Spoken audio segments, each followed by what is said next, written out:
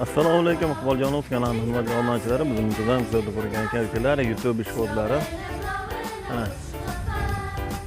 Mana 2026-yil yangi yilda 2025 tugashi 2026-yil boshlanishidan yana archa ham bezatildi.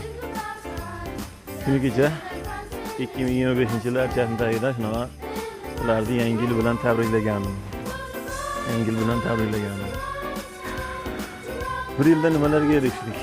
Bir yilda sarhisob qiladigan bo'lsak, o'tgan yil shu 2024-yilda tugashi 2025-yil boshlanishida 31-dekabrda obunachilarimiz YouTube Iqboljonov kanalidan 15 mingta edi, mana 30 mingta bo'ldik. Bu sizlarda shu qo'llab-quvvatlab sizni azmagan mehnatimizga befarq bo'lmay like'larni bosib, qadrlashib turishning natijasida shunga erishdik inshaalloh.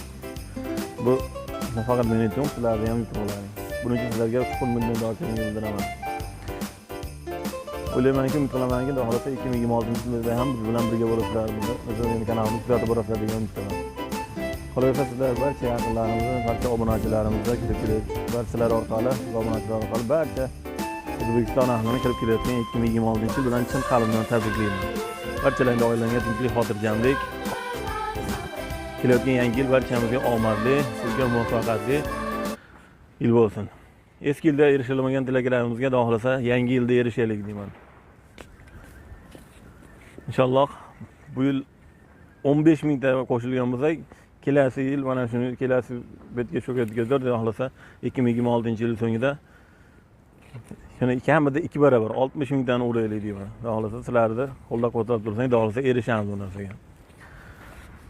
Yana bu sizlarga kirib kelayotgan yangi 2026-yil bilan tabriklayman. Qor zarrasini tutib qololmas nigoh, goh zarra nigohdan qalbim tinindi. Qor yog'sin, yopilsin izlaring gunoh, yangi yil yaxshi yil bo'lib kelendi.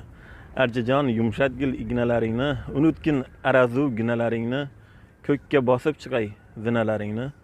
Yangi yil yaxshi yil bo'lib kelendi. Yangi yil barchamizga yaxshi yil bo'lib kelsin. Sog' bo'linglar, salomat bo'linglar. O'zlaringizni ehtiyot qilinglar.